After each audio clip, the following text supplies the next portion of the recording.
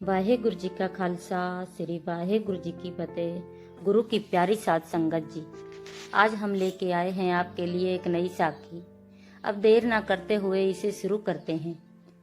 साध संगत जी, दुनिया में जैसे जैसे समय बदला वैसे वैसे कई अवतार, पीर, पैगंबर इस धरती पर आए।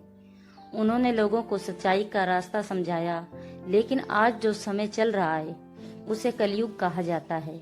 कलयुग में इंसान की हालात बहुत अजीब हो गई। लोग दिखने में तो अच्छे लगते हैं, लेकिन वे अंदर से वैसे नहीं होते। कई बार हमें रास्ते में ऐसे लोग मिल जाते हैं जिन्हें देखकर लगता है कि यह बहुत धार्मिक और अच्छे इंसान होंगे, लेकिन बाद में पता चलता है कि वे अंदर से वैसे नहीं हैं। इसी तरह एक समय की बात है, एक दिन गुरु नानक देव जी संसार को सही रास्ता दिखाते हुए यात्रा कर रहे थे।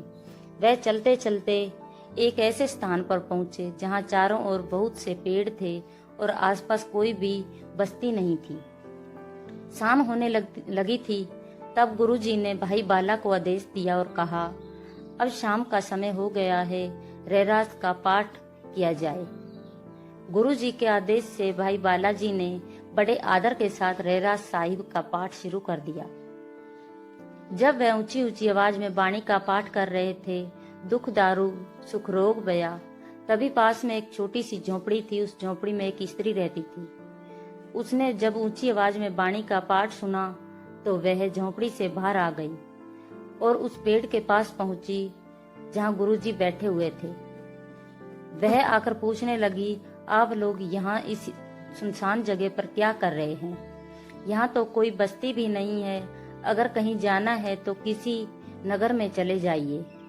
तब गुरु साहिब मुस्कुराए और स्त्री से प्रेम से बोले, यह दुनिया एक मुसाफिर खाना है। यहाँ हर आत्मा कुछ समय के लिए आती है और फिर आगे चली जाती है। गुरु साहिब आगे कहने लगे, यह आत्मा परमात्मा से मिलने के लिए ही इस संसार में आती है, और परमात्मा से मिलती कब है? जब इंसान सच्चे नाम का जाप करता है। इसलिए भाई, हम यहाँ बैठकर नाम का जाप करेंगे और फिर यहाँ से आगे चले जाएंगे। भाव यह है कि साधु का चलते रहना ही अच्छा है और नगर का बसना अच्छा है। जब गुरु नानक देव जी ने ऐसा कहा तो वह स्त्री अपनी झोपड़ी के अंदर चली गई। कुछ देर बाद वह अंदर से मांस लेकर आई। असल में हुआ यह कि वह स्त्री झोपड़ी के अंदर गई, मांस को पानी से धोया और फिर उसे तोला। वह लगभग 2 सेर का था। फिर उसने क्या किया, उसने एक सेर मांस अपने पास रख लिया और दूसरा एक सेर मांस लेकर वहां आई जहां गुरुजी बैठे हुए थे। वह स्त्री बहुत सुंदर थी। वह आकर भाई बाला से कहने लगी, मैं ये भेंट आपके लिए लेकर आई हूँ, कृपया इसे स्वीकार कर लीजिए। भाई बालाजी ने आश्चर्य से कहा, यहाँ आसपास तो न कोई जानवर दिखाई देता है और न ही कोई मनुष्य। यह जगह तो बिल्कुल सुनसान है। फिर यह मांस कहाँ से लेकर आई हैं? तब वह स्त्री बोली, अगर आपको सच में जानना है कि मैं यह मांस कहाँ से लाई हूँ तो मेरे साथ झोपड़ी के अंदर चलिए, वहाँ आपको सब पता चल जाएगा। भाई बालाजी ने पहले गुरुजी से आज्ञा ली और फिर उस स्त्री के साथ झोपड़ी के अंदर चले गए। जब वह अंदर पहुंचे तो उन्होंने देखा कि वहाँ एक लंबा मरा हुआ शरीर पड़ा था। यह देखकर भाई बालाजी बहुत हैरान रह गए। वह स्त्री बोली, मैं तो मरे हुए लोगों का मांस खाती हूँ। यह सुनकर भाई बालाजी के मुंह से तुरंत निकला, वाहेगुरु वाहेगुरु। यह देखकर भाई बाला घबरा गए। वह तुरंत वाहेगुरु वाहेगुरु कहते हुए झोपड़ी से बाहर आ गए। बाहर आकर उन्होंने गुरुजी से कहा, महाराज, मैंने तो सुना है और देखा भी है कि दुनिया के लोग जानवरों का मांस खाते हैं, लेकिन आज पहली बार ऐसी लड़की देखी है जिसका रूप तो बहुत सुंदर है, लेकिन उसके कर्म अच्छे नहीं हैं। उसका चेहरा बहुत सुंदर है, लेकिन उसका काम बहुत बुरा है। महाराज, यह किसी जानवर का मांस नहीं खा रही, यह तो इंसान का मांस खा रही है। तब गुरु नानक देव जी ने प्रेम से कहा, भाई बाला, क्या तुमने उससे यह पूछा कि वह इंसान का मांस क्यों खाती है? गुरुजी ने आगे कहा, जो लोग मुर्गा, बकरा या दूसरे जानवरों का मांस खाते हैं उसके पीछे एक कारण होता है, जीभ का स्वाद।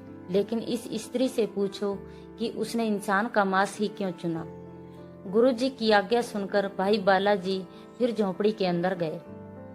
उन्होंने उस स्त्री से निर्मता से कहा, बीबी जी, एक बात बताइए, अगर आपको मांस ही खाना है था तो आप किसी जानवर का मांस खा सकती थी, फिर आप इंसान का मांस क्यों खाती हैं?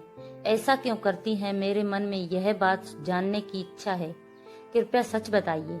वह स्त्री पहले तो बोली, आप मेरा भेद क्यों खोलना चाहते हैं? इससे आपको क्या मिलेगा? भाई बालाजी बोले, मैं सिर्फ सच्चाई जानना चाहता हूँ, मैं यह बात किसी को नहीं बताऊंगा। आप निश्चिंत होकर मुझे बता दीजिए। कुछ देर चुप रहने के बाद उस स्त्री की आंखों में आंसू आ गए। वह धीरे से बोली, असल में यह जो मरा हुआ आदमी पड़ा है, यह मेरे पिता हैं। वह आगे बोली, मैंने इन्हीं के घर जन्म लिया था। मेरे पिता मुझसे बहुत प्यार करते थे। वह मुझे अच्छे कपड़े और अच्छा खाना देते थे। लेकिन जब मैं लगभग 16 साल की हुई तो उन्होंने मेरा रूप देखा और उनके मन में लालच आ गया। उन्होंने सोचा कि अगर वे मुझे बेच देंगे तो उन्हें बहुत पैसा मिलेगा। वह रोते हुए बोली, बताइए कौन सा पिता अपनी बेटी को बेच देता है? लेकिन मेरे पिता ने ऐसा ही किया। उन्होंने मेरा प्यार और विश्वास को नहीं समझा और मुझे एक बुरे आदमी के साथ बेच दिया। फिर वह बोली, जिसने जीते जी मेरा सौदा किया और मेरा जीवन बर्बाद किया, आज वह अपने कर्मों की सजा पा रहा है। यह सुनकर भाई बालाजी ने पूछा, उसे यह सजा कैसे मिली? तब वह स्त्री बोली, जिस दिन मेरे पिता ने मुझे बेचा था उसी दिन उनकी मृत्यु हो गई थी। जब यमदूत उन्हें ले जाने आए तब धर्मराज ने उनके कर्मों का हिसाब किया और कहा, उस आदमी को लाओ जिसने अपनी बेटी का सौदा किया। वह स्त्री आगे बताने लगी, जब मेरे पिता की मृत्यु हुई तब यमदूत उन्हें पकड़कर यमराज के दरबार में ले गए। वहां उनके कर्मों का हिसाब हुआ। तब यमराज ने कहा, जो आदमी अपनी ही बेटी का नहीं बन सका वह किसी और का क्या बनेगा? यह सुनकर यमदूतों ने कहा कि यह बहुत बड़ा पापी है। तब उसे नरक में डाल दिया गया। उस स्त्री ने आगे कहा, फिर समय बीता और मेरी शादी हो गई। शादी के बाद मेरे घर में एक एक करके 7 बेटे पैदा हुए। उसके बाद 8वीं संतान के रूप में एक बेटी पैदा हुई। वह बोली, मेरे पति को बेटी बिल्कुल पसंद नहीं थी। उन्होंने मुझ पर बहुत दबाव डाला और कहा कि इस लड़की को मार दो, लेकिन मैंने साफ मना कर दिया। फिर उसने कहा, मेरे पति ने मुझे धमकी दी कि अगर मैंने इस बच्ची को नहीं मारा तो वह मुझे छोड़ देगा। यह सुनकर वह स्त्री रोने लगी और बोली, मैंने सोचा कि मेरे पहले पिता ने ही मुझे बेच दिया था और मुझे बहुत दुख सहना पड़ा था। अगर अब मेरा पति भी मुझे छोड़ देगा तो मैं कहाँ जाऊंगी? इसी डर से मैं अपने स्वार्थ में आकर मैंने अपनी नवजात बेटी को मार दिया। वह आगे बोली, जब मेरी मृत्यु हुई और मैं यमलोक पहुंची तब फिर से मेरे कर्मों का हिसाब हुआ। तब धर्मराज ने मुझे सजा सुनाई। धर्मराज ने कहा, तुम्हें पृथ्वी पर एक सुनसान जगह में रहना पड़ेगा। वहां तुम अपने पिता के शरीर का मांस नोच नोच कर खाओगी, क्योंकि पहले तुम्हारे पिता ने तुम्हारा सौदा किया था और बाद में तुमने अपनी बेटी को मार दिया। वह स्त्री बोली, इसी कारण मैं यहाँ इस उजाड़ जगह में रह रही हूँ और अपने पिता के शरीर का मांस खा रही हूँ। यह मेरे कर्मों की सजा है। यह सब सुनकर भाई बाला का दिल पिघल गया। उन्हें उस स्त्री पर बहुत दया आई। वह तुरंत बाहर गए और गुरु नानक देव जी को सारी बात बताई। भाई बालाजी ने कहा, महाराज, यह स्त्री अपने कर्मों की सजा भुगत रही है। यह जन्म जन्म तक दुख झेल रही है। इस पर दया कीजिए, इसे मुक्ति का रास्ता दिखाइए। और भाई बालाजी ने यह भी कहा, देखिए महाराज, इसने अपनी बेटी को मार दिया था, इसलिए इसे इतनी कठोर सजा मिली है।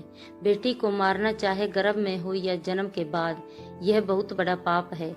साध संगत जी, जब सतगुरु महाराज जी ने उस झोपड़ी के अंदर जाकर देखा तो जो स्त्री मांस खाती थी वह गुरु के चरणों में गिर पड़ी। जैसे ही उसने सतगुरु जी के चरणों को स्पर्श किया, उसके करोड़ों जन्मों के पाप धुल गए। उसके बाद सतगुरु महाराज ने जल का एक छींटा उस मृत शरीर पर पिता की ओर मारा और उसे भी मुक्ति मिल गई। साध संगत जी, हमारे सतगुरु इतने दयालु और कृपालु हैं।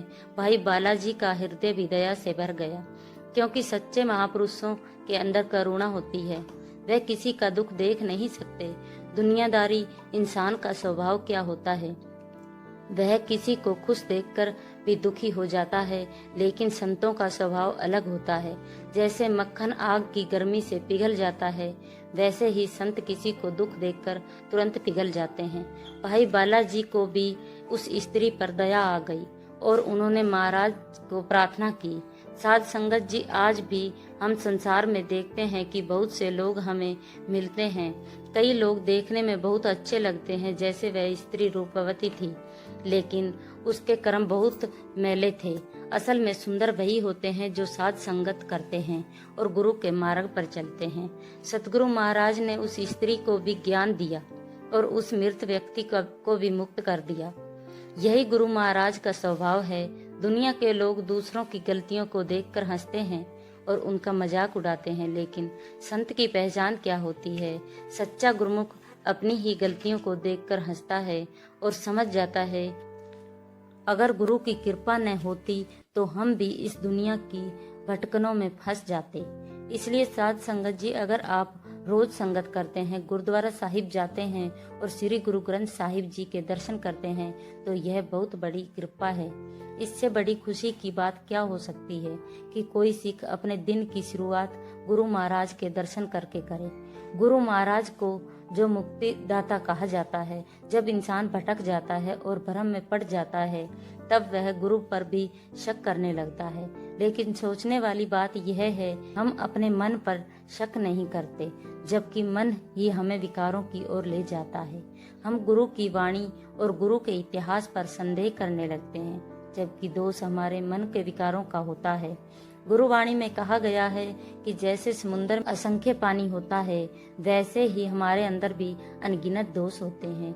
फिर भी हम इस अनमोल मनुष्य जीवन की कदर नहीं करते। देवता भी इस जन्म की इच्छा करते हैं ताकि वे प्रभु का नाम जप सकें, लेकिन हम इस हीरे जैसे जीवन को पहचान नहीं पाते। बाहर से हम बहुत पवित्र बनने का दिखावा करते हैं, लेकिन अंदर से मन विकारों से भरा होता है। ऐसा मनुष्य अपना जीवन जुए में हारने वाले जुआरी की तरह व्यर्थ गंवा देता है। माया की तृष्णा इंसान को अंदर ही अंदर खाती रहती है। हर धर्म में नाम की महिमा बताई गई है, लेकिन अगर इंसान सुनना ही नहीं चाहता तो फिर दोष किसका है? वह भूत की तरह भटकता रहता है। इसलिए साध संगत जी, केवल बाहर से धार्मिक दिखने से कुछ नहीं होता। जब तक मन की मैल नहीं उतरती, तब तक सच्ची शांति नहीं मिलती। गुरु साहिब की कृपा से अगर हम नाम का सिमरन करते रहें, तो एक दिन चलते चलते हम मंजिल तक पहुंच जाएंगे। नाम में ही सच्चा आनंद है, नाम में ही शांति और नाम में ही सारे सुख हैं। इसलिए गुरुमुख प्यारों, गुरु के सन्मुख होना पड़ेगा तो सिख गुरु की ओर मुख करता है, उसकी आत्मा गुरु के साथ जुड़ जाती है। गुरु साहिब जी हम सब पर दया करें, हमारी भूल चूक को क्षमा करें और हमें अपने चरणों का प्रेम दें, ताकि हम भी गुरु के शब्द की कमाई करके एक पवित्र और उच्च जीवन जी सकें। भूल चूक की क्षमा। वाहे गुरु जी का खालसा, वाहे गुरु जी की फतेह।